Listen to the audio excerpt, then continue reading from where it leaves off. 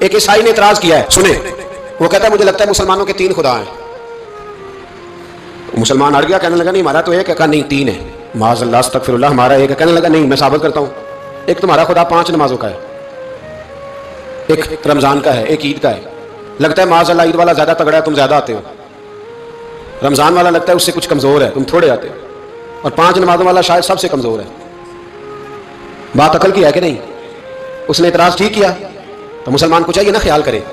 ایک یہودی نے لکھا تھا، اس نے کہا تھا جس دن مسلمانوں کی تعداد فجر کی نماز میں اتنی ہو گئی جس دن جتنی جمعے میں ہوتی ہے، اس دن نہ کوئی یہودی سازش کرے گا نہ کوئی عیسائی تلوار نکالے گا۔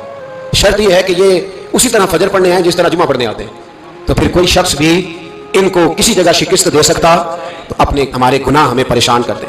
یہ جتنی آزمائشیں ہیں ان کے پس منظر میں گناہ ہیں۔ ہماری زندگی کے اندر جتنی تکلیفیں، ہماری پریشانیوں کا سبب ہم خود ہیں۔ بہت ساری جگہوں پہ ہم غلطی کرتے ہیں، اس کی ہمیں سزا ملتی ہے، غلطی کی سزا۔ ایک نوجوان نے مجھے بڑی گہری بات سنائی، میرا قریبی تعلق تھا، کہنے لگا گھر میں بڑا مسئلہ ہے، بڑی پریشانی ہے، ماں اور بیوی کا ماحول اتنا سخت ہو گیا کہ نمٹ نہیں سکتا۔ آپ یقین کریں میں نے ڈیٹیل سے ساری چیز کو اسٹڈی کیا، میرے پاس اتنا وقت نہیں ہوتا، پھر بھی میں نے اس فیملی کو پورا پڑھا تو غلطی نوجوان کی نکلی، نہ اس پہ اماں اعتبار کرتی ہے نہ بیوی اعتبار کرتی ہے۔ اس نے جھوٹ بول بول کے اس طرح کی ماحول پیدا کر دیا ہے کہ کوئی اس پر اعتماد کرنے کو تیار ہے۔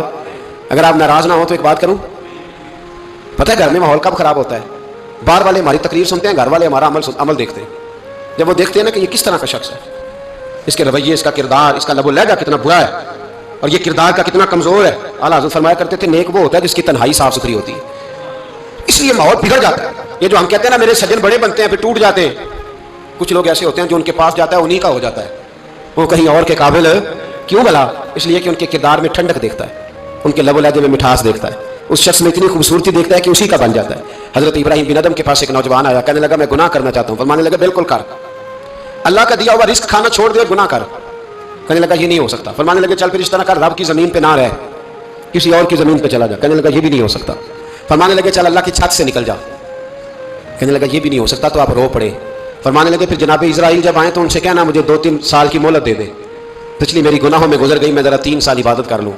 تو وہ شخص بھی رونے لگا، کہنے لگا حضور وہ مہلت نہیں دیتے، وہ جب لینے آتے ہیں تو پھر لے کے اللہ تعالیٰ نے جب انسان بنانا چاہا نا تو جناب جبریل کو کہا مٹی لے کے آ زمین سے۔ حضرت جبریل نے مٹی پہ ہاتھ ڈالا تو باقی کی مٹی رونے لگ گئی، اسے جدا نہ کر، تو جناب جبریل چھوڑ کے چلے گئے۔ حضرت میکائیل کو بھیجا، مٹی لا، مٹی پہ ہاتھ ڈالا تو باقی کی مٹی رونے لگ گئی، چھوڑ کے چلے گئے۔ جناب اسرائیل کو بھیجا، مٹی پہ ہاتھ ڈالا تو باقی کی رونے لگ گئی، چھوڑ کے نہ جاؤ۔ تو حضرت اسرائیل فرمانے لگے تیرا رونا دیکھو کہ رب کا حکم دیکھو۔ وہ لے گئے، جب پیش کی تو رب کریم نے فرمایا اسرائیل جان نکالنے کی ڈیوٹی بھی تیری، تو مٹی کو لے آنا، باقی مٹی روتی بھی رہے تو روتی رہے، جب میرا فیصلہ آ جائے تو پھر اس میں کوئی گنجائش، ہم کھاتے بھی اللہ کا ہیں، نافرمانی بھی اس کی کرتے ہیں، زمین پہ بھی اس کی چلتے ہیں، نافرمانی بھی اس کی کرتے ہیں، حکم کسی اور کا مانتے ہیں، چھت پہ رب کریم کی رہتے ہیں، اس طرح نظام نہیں چلتا۔ میرے بھائی یاد رکھ لو گناہوں کی سزا ملے گی، زندگی تنگ ہو جائے، یہاں بھی آزمائش ہوگی اور وہاں بھی۔ میں نے درس پہ کہا تھا، پھر بات کہتا ہوں، یہ میں اپنے لیے کہہ رہا ہوں، توجہ ہے میری بات پر۔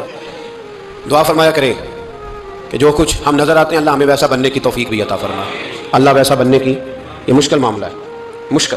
لیکن ایک آدمی سیاستدان ہے، اس نے بڑے اچھے نعرے لگائے، انقلاب آ جائے گا، میں غریب کا بھلا کر دوں گا، میں یتیموں کے سر پہ ہاتھ رکھوں گا، میں مجبوروں کی مدد کروں گا، میں دکھیوں کی مدد کروں گا، مزدوروں کو۔ اس نے اچھے نعرے سکھائے، اچھا اس نے پیغام دیا، اندر اس کے یہ تھا کہ اقتدار ملے گا تو مرضی کروں گا۔ لوگ اس کے گرد بھی گئے، اس کی گاڑی کے پیچھے بھی بھاگے، لوگوں نے اس کے نعرے بھی لگوائے، جیب سے پیسے لگا کے اس کے پوسٹر بھی شائع کیے، لوگ اس کے گرویدہ ہو گئے، لوگوں نے پوری، اور میری قوم نے تو بیچاری نے کئی دفعہ دھوکے کھائے، جس نے نعرہ لگایا غریب اسی کے پیچھے مسیحا بن کے چل پڑا۔ آج دھوکہ دے لیا، لوگوں کو پیچھے لگا لیا۔ یہ بتاؤ اگر راز کھل جائے، اگر راز کھل جائے کہ یہ دھوکہ دے رہا ہے، یہ فریب کر رہا ہے، تو لوگ اس کا کیا حال کریں گے؟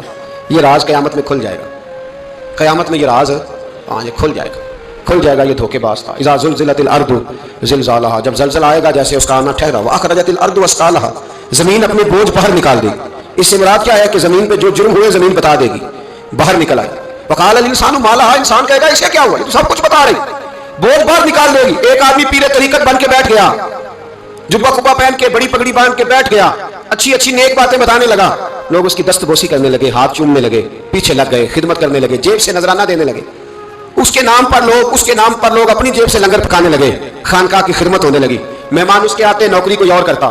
میں نے کہا تھا شاید اپنے لیے کہہ رہا ہوں، ڈیوٹیاں لوگ کرنے لگے، حالات بدلنے لگے، لیکن اس کے اندر تو چور تھا، وہ تو دکاندار تھا، تو یہاں جو اس کے پیچھے لگے تھے وہ تو سچے تھے، انہیں تو اجر ملے گا، لیکن اس کا جب راز کھلے گا تو بڑی رسوائی ہوگی. اس کا جب راز کھلے گا تو بڑی. ایک میری طرح کا دیندار تھا جو چہرے کا تو نیک تھا, اندر پتہ نہیں کیا کچھ تھا. ایک طوائف گزر رہی تھی, اس نے اس کو تبلیغ کر دی, کہنے لگا بس کر دے, سیانی بن جا. تو کسی دانشور میں لکھا ہے اس نے بڑا سخت جواب دیا اس عورت نے, کہنے لگی بابا میں تو جو ہوں وہ نظر بھی آ رہی ہوں, تو بتا جو تو نظر آتا ہے وہ تو ہے کہ نہیں. اس بندے نے چیخ ماری اور بے ہوش ہو کے گر پڑا. تو لوگوں نے کہا بابا آج کسی صوفی کا کلام سنا ہے جو بے ہوش ہو گیا؟ تو اس نے کہا نہیں, آج طوائف کی بات سنی ہے, طوائف کی. اور وہ عجیب بات کر گئی ہے, وہ کہہ گئی ہے میں تو جو ہوں میں نظر آ رہی ہوں, تو بھی تو بتانا, تو بتانا کہ تو دستار امامت پہنتا ہے, تو بتا تو جو کہلاتا ہے تو وہ ہے کہ نہیں. یہ وقال الانسان ما لہا, یہ راز قیامت میں کھلے گا. ہم جو کچھ بتا رہے ہیں نا اپنی زبانوں سے, ہمیں اپنے گناہوں کا احساس ہونا چاہیے.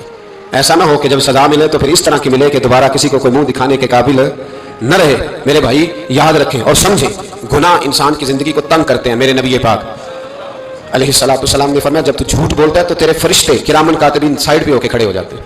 جب تو زنا کرتا ہے تو تیرے اندر سے ایمان نکل جاتا ہے. اور نبی پاک علیہ الصلوۃ والسلام نے فرمایا جب میری قوم میں ناانصافی عام ہو جائے گی تو قتل بھی عام ہو جائے گا.